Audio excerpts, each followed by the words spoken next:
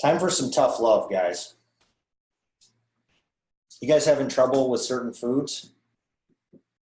Don't buy them anymore.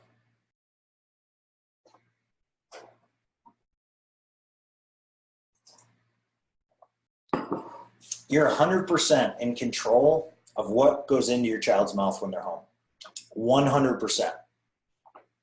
Oh, but they run into the cupboard and grab stuff. Well, if you have stuff in there that they shouldn't be eating, shame on you for buying it. Unless they're doing the shopping and paying for groceries. In that case, it's more of an education. Hey, watch this documentary. There's tons of documentaries now on Netflix and things like that. Or if they're that age, in their 20s and they're out shopping, whatever it is, like that's an education thing. But if they're young, you're in control. So if my son questions why he can't have something, I just tell him, look, it's not good for you. And that what we eat, we want things that make us feel good and help get our body strong. And he gets it. I said, do you want to feel good? And he's like, yeah. I'm like, okay, then this will help us feel good. All right, so let's dive into a few methods for dealing with dietary changes. First one is substitution.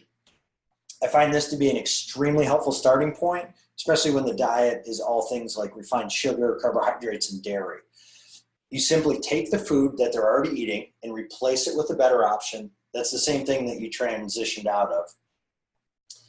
For example, if your kid likes Kraft macaroni and cheese, what kid doesn't, buy something like the Annie's organic, gluten-free, vegan formula.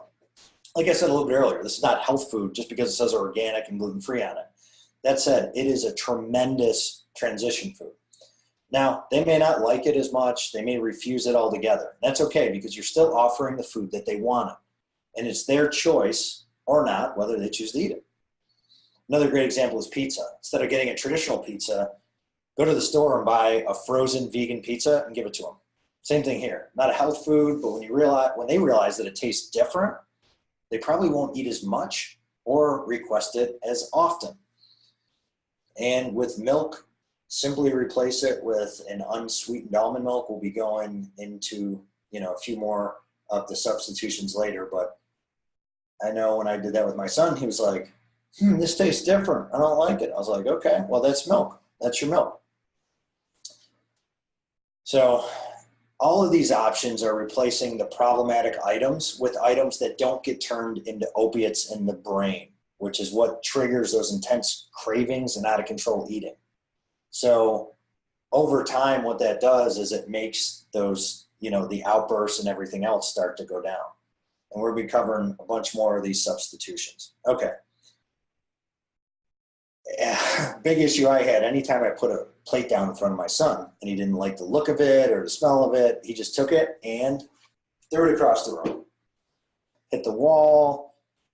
And the best way to handle it is handle it very calmly. And at first I didn't. And I hired coaches and I read books and everything else. And I figured out that the best way to deal with it is to grab his hand and say that it's inappropriate and calmly get him out and walk him over and have him clean up as best he could. Now, depending on the age, obviously it's not going to be completely spick and span or anything else, but it's showing that there's a consequence. If they throw the meal, they have to clean it up. Now, the key here, and this is the hardest thing in the world, is do not show emotion.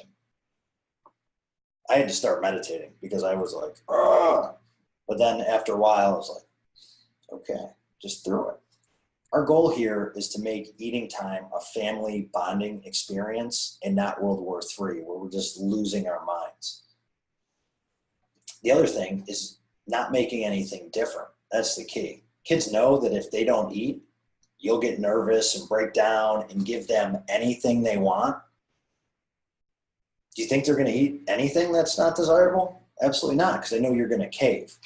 Now, I know one parent personally that gets nervous because the kid won't eat all day, and at night they go, well, we got to order pizza. Got to order pizza because we know at least they're going to eat something. Now, like I said, I'm not a doctor, not giving any medical advice. That said, I think it's highly doubtful that a kid will starve themselves to death because you didn't give them Pop-Tarts and pizza. So if my son threw his plate and wouldn't eat what I gave him, for him, the meal was over. And then the fun part, I'd tell him that he was going to have the same exact thing for the next meal, which was always an interesting conversation. Now, does this sound cruel to you guys? For some people it does, and I get it. But for me, this is the most caring thing that I can do for my son. I love him enough to get over my own discomfort and give him what he needs to thrive in his future. Like I said, you start to remove that poison from their bodies and they start to heal, the outbursts lessen, and life becomes easier.